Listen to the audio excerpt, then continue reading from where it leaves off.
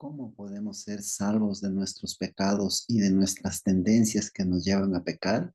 Con el estudio de Mateo 1 se responderá esta pregunta. Aprendamos a meditar en la palabra.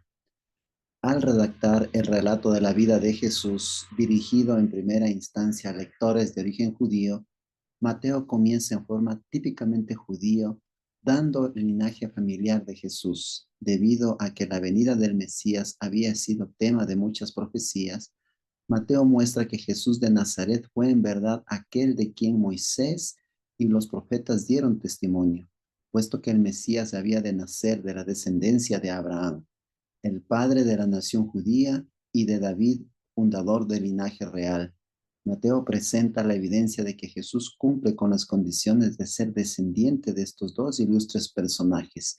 Si no existiera esta evidencia, sus afirmaciones de ser el Mesías de nada valdrían y podrían desecharse todas las pruebas adicionales sin siquiera examinar la veracidad de lo que Jesús decía. Hoy día los nombres sirven mayormente como una identificación, pero en tiempos bíblicos se escogía el nombre con sumo cuidado, porque daba testimonio de la fe y de la esperanza de los padres, de las circunstancias del nacimiento del niño, de sus propias características o se relacionaba con la misión de su vida, sobre todo cuando el nombre había sido ordenado por Dios. En los tiempos del Antiguo Testamento, el sumo sacerdote, el rey y en algunos casos los profetas eran ungidos al ser consagrados al sagrado ministerio. Esas personas se denominaban entonces ungidos.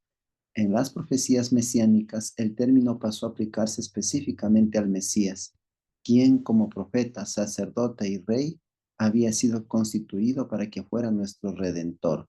Como profeta vino a representar al Padre ante los hombres. Como sacerdote ascendió para representar a los hombres ante el Padre. Y como rey libera a los que creen en él, no solo del poder del pecado en esta vida, sino también del reino del pecado y habrá de reinar sobre ellos en el reino de gloria. Con todo cuidado, Mateo evita decir que José engendró a Jesús.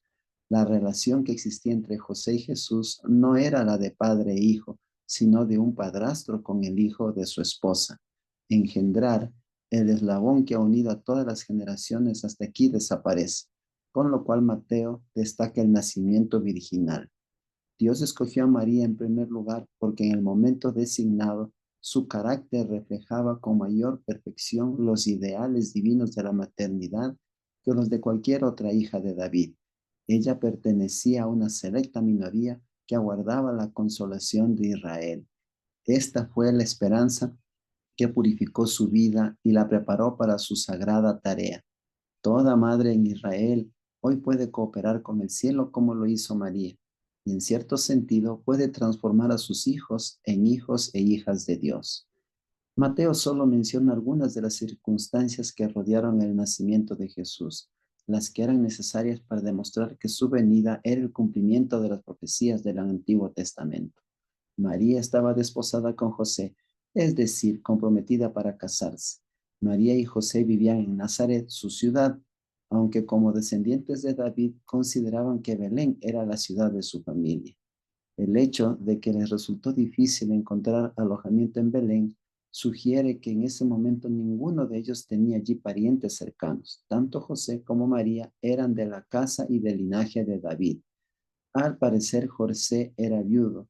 Cuando se casó con María, tenía al menos otros 6 hijos, y es probable que todos fueran mayores que Jesús. El Espíritu Santo es el instrumento por medio del cual se ejerce el poder creador y vivificador de Dios. Por obra del Espíritu Santo, el Verbo fue hecho carne, y el Hijo de María pudo llamarse Hijo de Dios. A fin de no aceptar a Jesús como el Mesías, los judíos inventaron el cuento de que era hijo ilegítimo, pero es digno de notarse que los más grandes eruditos judíos hoy reconocen que eso es puro invento. La encarnación de Jesús es un milagro sublime e insondable. Él era en forma de Dios, era adorado por las huestes celestiales y ocupaba el trono del universo. Pero como Rey de Gloria prefirió devolver el cetro a las manos del Padre, a fin de que fuera un poco inferior a los ángeles, semejante a los hombres. Más tarde recibiría de nuevo toda potestad. Sería entronizado en medio de la adoración de los ángeles y sería coronado de gloria y honra. Sin embargo, el misterio de la encarnación no es tan grande como el misterio del tierno amor que la originó. El misterio de la piedad es el gran misterio de todos los tiempos. La palabra justo sirve para describir a una persona correcta que cumple con las reglas y las costumbres, o justo, es decir, que hace lo correcto. José pudo haberse preguntado si era moralmente correcto casarse con una persona que al parecer era adúltera. José mitigó su sentido de justicia con misericordia para con la supuesta culpable. No deseaba que aumentaran la vergüenza y el bochorno de María. El hecho de que José procuraba evitarle a María la vergüenza de un juicio público muestra su propia integridad como también su consideración por ella. Un ángel se le presenta a José en sueños y le dice que no debía vacilar ni poner en duda la virtud de María. Como varón justo, José no debía temer que el tomar a María estuviera apartándose de lo correcto. En verdad, Dios exigía este acto de fe. El ángel no le dijo a José que su mujer le daría a luz un hijo a él, como le había dicho a Zacarías acerca de Juan. Jesús había de nacer como hijo de Dios, no como hijo de José. Pero desde el momento del nacimiento de Jesús, José debía ser para él como padre. A semejanza de otros niños, Jesús se beneficiaría del compañerismo, de la conducción y de la protección de un padre. El nombre de Jesús significa Jehová es salvación. La construcción griega es enfática, como si se deseara recalcar que él mismo es quien ha de salvar. El pecado había encerrado a los hombres en su cárcel. Cristo vino para quebrar las cadenas, abrir las puertas de la cárcel y librar a los cautivos de su conducta de muerte. Vino a salvarnos de nuestros pecados, no en nuestros pecados. Vino no solo para salvarnos de los pecados que ya hemos cometido, sino de nuestras tendencias inherentes que nos llevan al pecado. Vino a redimirnos de toda iniquidad, en la cual está incluida toda tendencia al mal heredada y cultivada. Todos los aspectos importantes de la vida y de la misión de Jesús, su naturaleza, su nacimiento, los diversos acontecimientos de su vida y sobre todo sus sufrimientos y su muerte fueron predichos por los profetas de antaño. No solo esto, sino que cada acto de su vida fue ejecutado en cumplimiento de un plan que existía desde la eternidad. Antes de que Cristo viniera a esta tierra, ese plan, con todos sus detalles, estaba delante de él y cada acontecimiento tenía su hora señalada. En forma directa e indirecta, Mateo y Lucas proporcionan la evidencia que confirma el verdadero nacimiento virginal. Ambos afirman que Jesús nació del Espíritu Santo. Declaran que María había de dar a luz un hijo que no sería el hijo de José, sino el hijo de Dios. María permaneció virgen hasta que dio a luz a Jesús. María le informó al ángel que era virgen. Por todo esto se da testimonio pleno del nacimiento virginal de Jesús. El Hijo de Dios no solo vino a vivir entre nosotros, sino a identificarse con la familia. Emmanuel no era tanto un nombre personal, sino un título empleado para describir la misión de Cristo. Cuando Dios habló, José actuó sin duda ni demora. Se ve en este aspecto del carácter de José, más que en cualquier otro, la razón por la cual estaba preparado para ser el protector terrenal de María y de su Hijo Jesús. Al llevar a María a su casa donde actuó por fe, un acontecimiento como el que se había anunciado, como el que se había anunciado el ángel, no era conocido en los anales de la experiencia humana.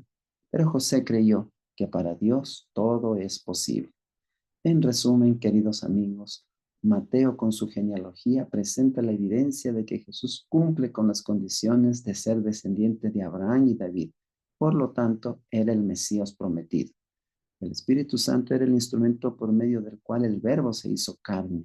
A fin de no aceptar a Jesús como el Mesías, los judíos inventaron el cuento de que él era hijo ilegítimo. La encarnación de Jesús es un milagro sublime e insondable.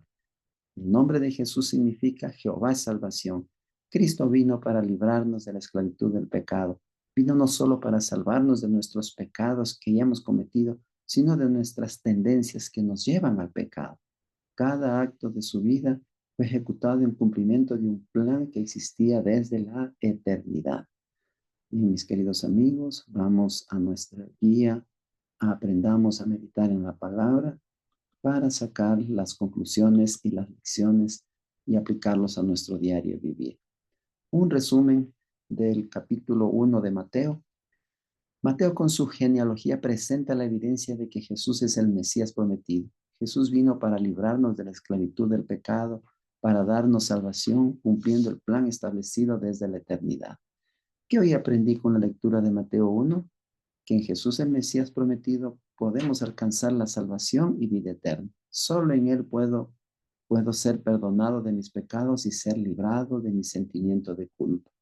La lectura de hoy es importante para mi vida porque puedo ser perdonado de mis pecados por la sangre preciosa de Jesús y así poder ser salvo. También el día de hoy hemos leído el capítulo 31 del libro Mayordomo Eficaz, Trampas de Satanás. En los últimos días, Satanás tiene un plan para destruir la fe del pueblo de Dios, los que guardan los mandamientos de Dios, especialmente el sábado. Vamos a inclinar nuestros rostros para orar. Querido Padre que estás en los cielos, queremos agradecerte por habernos dado a tu Hijo, por haber venido a esta tierra asumiendo naturaleza humana, haber padecido por nosotros y haber entregado su vida por cada uno de nosotros. Gracias por librarnos del pecado. Gracias, Señor, por perdonarnos y restaurarnos y darnos la oportunidad de comenzar una nueva vida y prepararnos para tu pronta venida. Sin duda, Satanás está furioso, está atacando, distrayéndonos para alejarnos de ti, Señor, y poder enredarnos en el mundo. Ayúdanos, Padre, a detectar con la presencia de tu Santo Espíritu, a detectar la presencia del enemigo y poder también tener las fuerzas para continuar haciendo tu voluntad por encima de cualquier distracción. Te lo pedimos y te lo agradecemos en el nombre de Jesús. Amén.